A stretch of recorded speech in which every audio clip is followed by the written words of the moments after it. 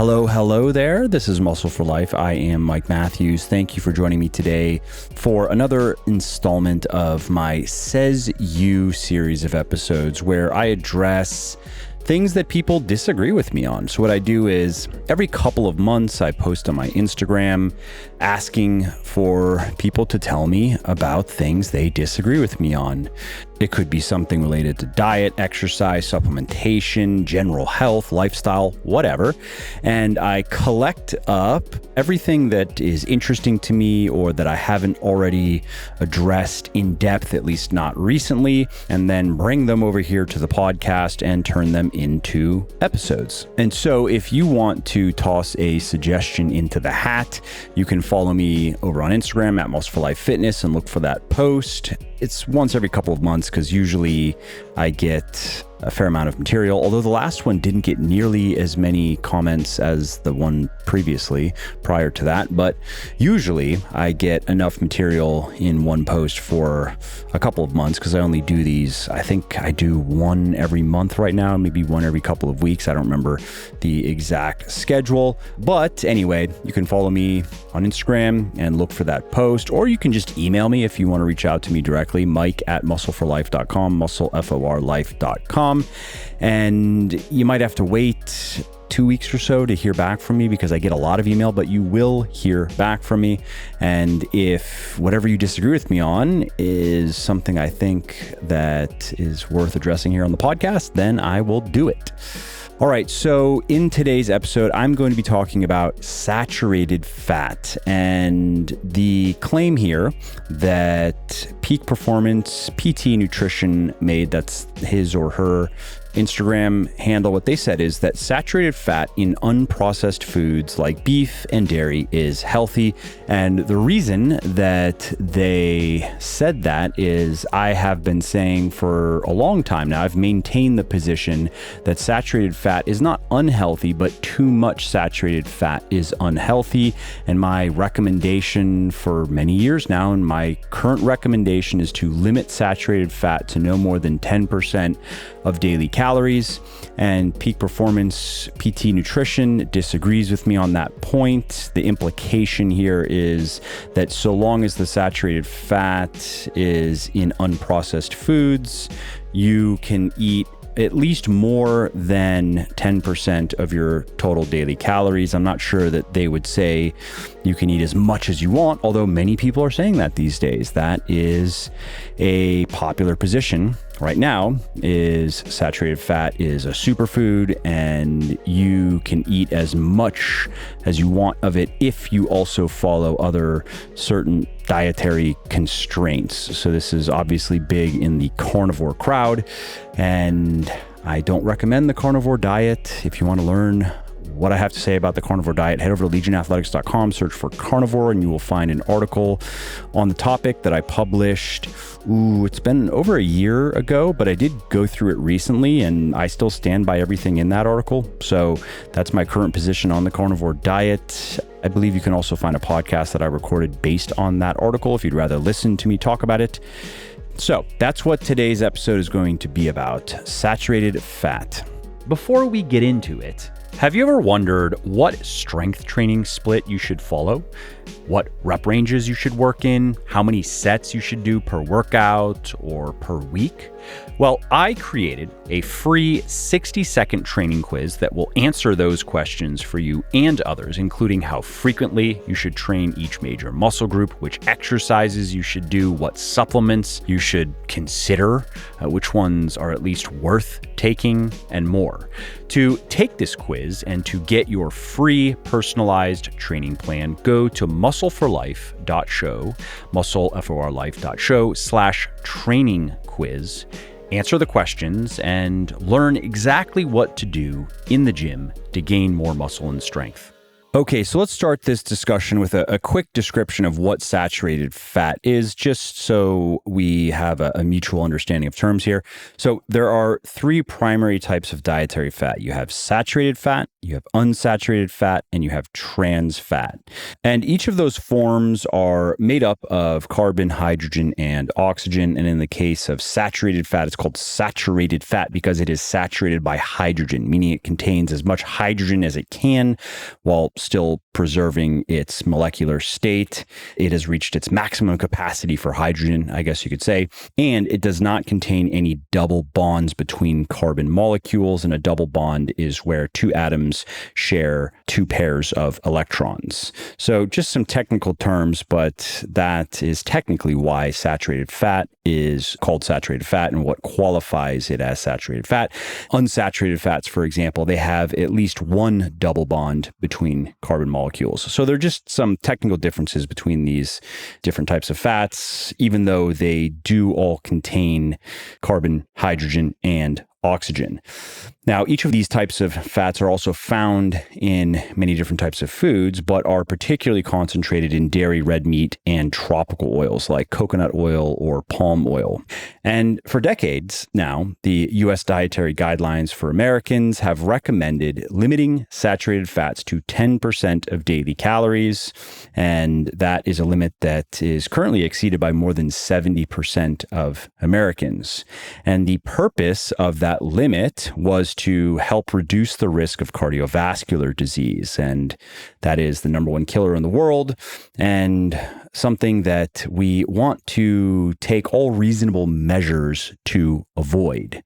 Now, many people disagree with that recommendation, and they say that saturated fat has been wrongly vilified. Many people, as I mentioned just a few minutes ago, they even say that it's a superfood and you should be eating a lot of it or even as much as you can, so long as it comes from certain sources and you are not eating these other foods and so on and so forth. And to better understand the controversy, let's go back to the 1950s. That's when the hypothesis that saturated fat can increase the risk of cardiovascular disease first emerged. And scientists at that time, they observed that saturated fats tended to raise blood cholesterol levels, and they believed that that increased the risk of dying from heart disease.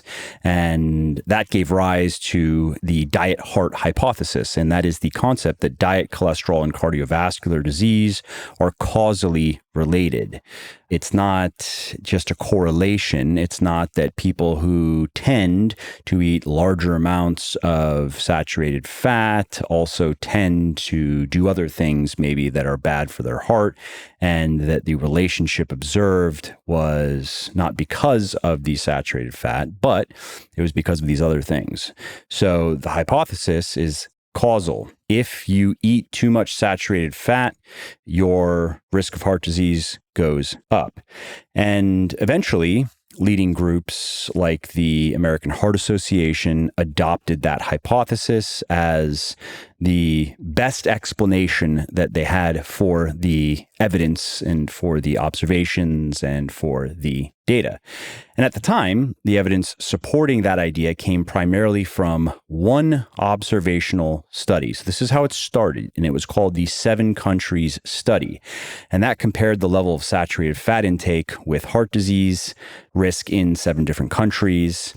And despite the fact that the 7 Countries Study was an observational study, which cannot be used to establish causation, only correlation, this study was enormously influential in the field of nutrition, and its influence persisted for a long time, for decades, even after scientists identified its numerous methodological shortcomings, including the non-random selection of countries for the study, the inclusion of only men, the collection of dietary data from less than 5% of all of the participants involved, so about 500 individuals or fewer than 100 participants per country, the use of non-standardized and non-validated methods for collecting dietary data, the fact that researchers did not use contemporary statistical methods to minimize errors, and it involved inconsistent follow-up methods. So a lot of flaws with that study. It should not have gone as far as it did.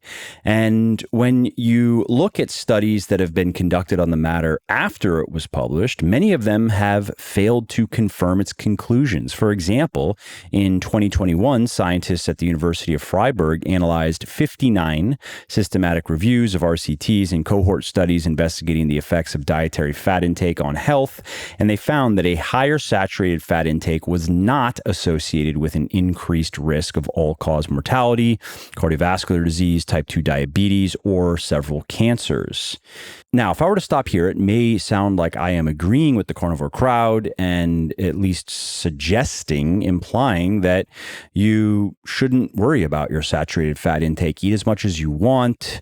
There really shouldn't be a limit to it. Maybe not eat as much as you possibly can because then your diet gets wacky. But that is not my position. As I mentioned earlier, I still do think that it is a good rule of thumb to limit saturated fat intake to no more than 10% of daily calories on average. Of course, sometimes you might have quite a bit more if you are at a barbecue, for example, and some days you might have quite a bit less because you are not eating any butter or red meat on those days. And so why?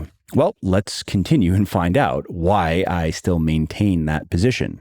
So in a 2021 study conducted by scientists at the University of Oxford, researchers analyzed data on 114,285 UK biobank participants, and this is a large-scale biomedical database of British people. And the scientists were looking at this data to try to help puzzle out the associations between saturated fat from different dietary sources and the risks of total cardiovascular disease, ischemic heart disease, which means not enough blood and thus oxygen to the heart, and stroke. And what the researchers found is that there was no association between total saturated fat intake and cardiovascular disease. However, saturated fat from meat in particular was positively associated with cardiovascular disease and ischemic heart disease risk. I'm just going to use the acronyms CVD and IHD going forward just to keep it simple. So what the researchers found is that for every 5% increase in energy intake from meat, CVD risk increased by 19% and IHD risk increased by 21%. And those are relative increases, not absolute. And when the researchers adjusted for BMI, these associations were weaker because heavier is unhealthier after a certain point, and BMI is a good population level metric to understand how lean or fat people are. And so what happened when the researchers adjusted for BMI is the associations became weaker, so 11% and 12% respectively, CVD and IHD, and were not statistically significant. So were not clear signals like they were when the BMI factor was included. Now, interestingly, the saturated fat from dairy appeared to decrease IHD risk by 11%. And then when that was adjusted for BMI, that dropped to 9% and became statistically insignificant as well. And the results of this study also showed that replacing 5% of calories from saturated fat in meat with whole grains or fruit and vegetables was associated with a 14% reduction in stroke risk. And so to summarize what that study is suggesting, it is suggesting that the saturated fat in meat in particular appears to increase the risk of cardiovascular disease, and particularly in people who are overweight. And so people who are overweight would be well advised to lose the weight. That'd be the best advice. But in the meantime, to eat less rather than more saturated fat from meat. And so if somebody is, let's say they're currently getting 25% of their daily calories on average from saturated fat because they eat a lot of red meat and they eat a lot of butter, that's where a lot of it comes from. with many people who don't eat great diets, then if they were to replace, let's say, half of those calories, so instead of 20-25%, if they were to bring that down to, let's say, 10 or 15% per day on average, and with those other calories that they've now reduced, give them over to whole grains, fruits, and vegetables, their risk of cardiovascular disease would go down significantly. Now, in people who are not overweight, again, less clear. There's the possibility. There does appear to be some signal there, but there's also more noise. Again, the signal was stronger with people who are overweight. Now, that is not the only study that has shown these relationships. Another 2021 study published in the Journal of the American Heart Association investigated the link between different types of fat from various sources and the risk of developing heart disease. And this also was an observational study, and it involved 16,073 people from 9 different European countries. And what the results showed is that saturated fat intake was not associated with a higher risk of heart disease, but various foods containing saturated fat did appear to have different effects on heart disease risk. So, for example, each 1% increase in total daily energy intake, so total daily calories, each 1% increase from yogurt, cheese, and fish was associated with a lower risk of heart disease. So 7%, 2%, and 13% respectively. So out of those 3 foods, yogurt and fish appeared to most reduce the risk of heart disease. In contrast, however, each 1% increase in daily calories from red meat and butter appeared to increase the risk of heart disease by 7% and 2% respectively. And so what these studies are suggesting is that it is not necessarily saturated fat that is the issue, but it is the overall composition of the food that you're eating. So where is that saturated fat coming from? And that, I think, at least according to my current understanding of the literature, is the most important point. Many people want to reduce this argument to saturated fat is good, or saturated fat is bad, or even saturated fat from meat and dairy. It's all good or it's all bad. I think that is oversimplifying the matter, though. It's more complex than that. And if you look into the research, you will see that. You can see studies going back and forth. The evidence is inconsistent. One study, saturated fat from meat is good. Another, saturated fat from meat is bad. Some studies, saturated fat from dairy is great for you. Other studies, it's terrible for you. And that's because the results depend on how the people in the studies are eating as a whole. Diet as a whole matters. Just because one study finds that saturated fat from meat and dairy is beneficial does not mean that eating a lot of it is always beneficial, is the best option. For example, if you took someone with a standard Western diet and you replaced all the saturated fat-laden stuff they eat, it's going to be a lot of highly processed stuff, with unprocessed meat and dairy, yeah, you would probably find that their health would improve. However, if you were then to replace all of the saturated fat from the meat and dairy with monounsaturated fat and polyunsaturated fat from, let's say, fish and nuts and avocado, like they now have to eat a Mediterranean-style diet, what you would see is their health would improve even more. So in other words, if someone's diet sucks, then sure, substituting unhealthy sources of saturated fat for healthier sources is a good idea. But if your diet doesn't suck, and if you are a regular in these parts, your diet probably does not suck. You probably eat quite well. You eat a healthy diet by anybody's standards. If that's you, then adding more saturated fat from meat and dairy is not necessarily better. Now, a good example of this is a meta-analysis that was conducted by scientists at Brigham and Women's Hospital and Harvard Medical School. And in this study, the researchers analyzed the effect of replacing saturated fat with polyunsaturated fat.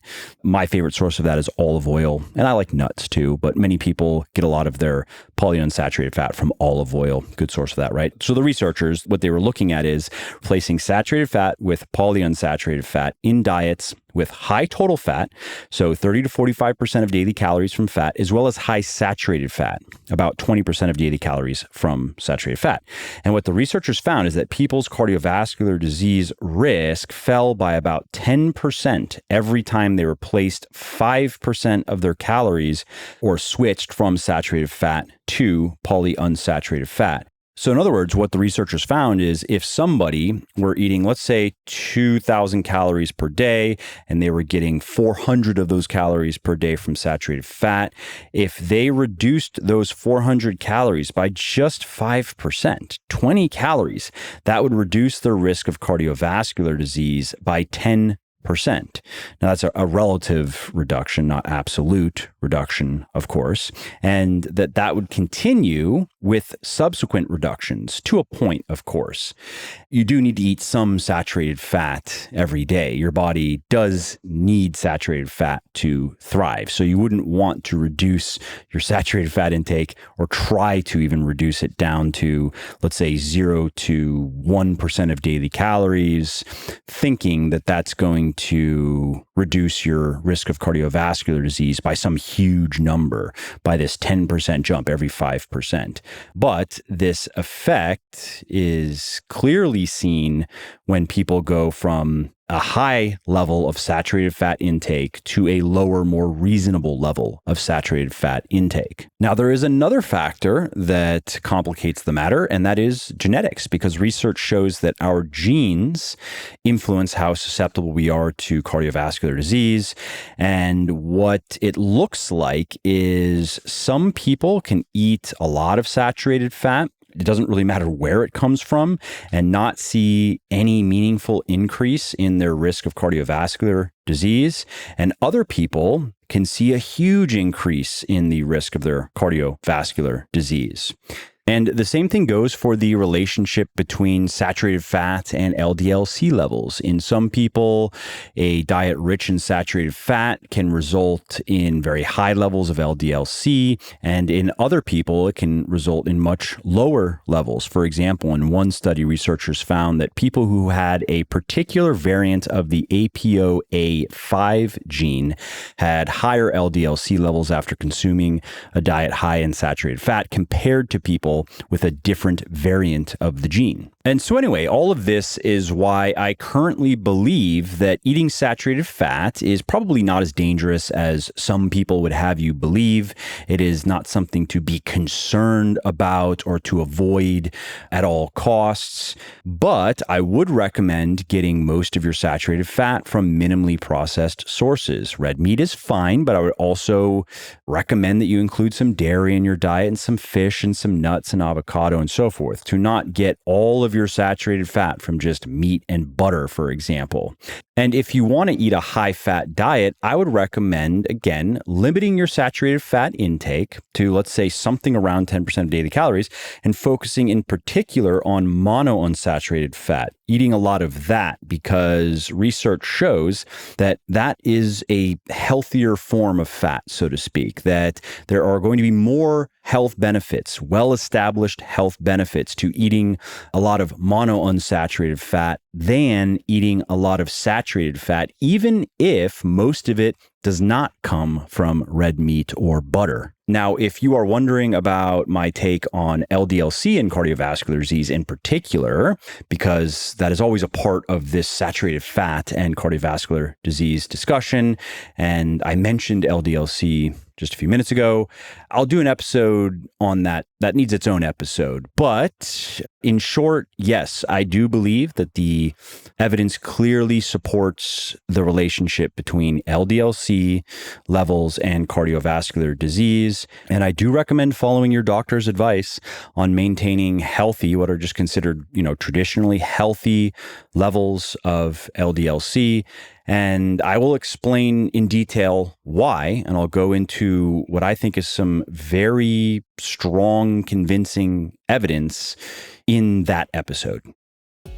Well, I hope you liked this episode. I hope you found it helpful. And if you did, subscribe to the show because it makes sure that you don't miss new episodes. And it also helps me because it increases the rankings of the show a little bit, which of course then makes it a little bit more easily found by other people who may like it just as much as you. And if you didn't like something about this episode or about the show in general, or if you have ideas or suggestions or just feedback to share, shoot me an email, mike@muscleforlife.com, muscleforlife.com, and let me know what I could do better or just what your thoughts are about maybe what you'd like to see me do in the future. I read everything myself. I'm always looking for new ideas and constructive feedback. So thanks again for listening to this episode, and I hope to hear from you soon.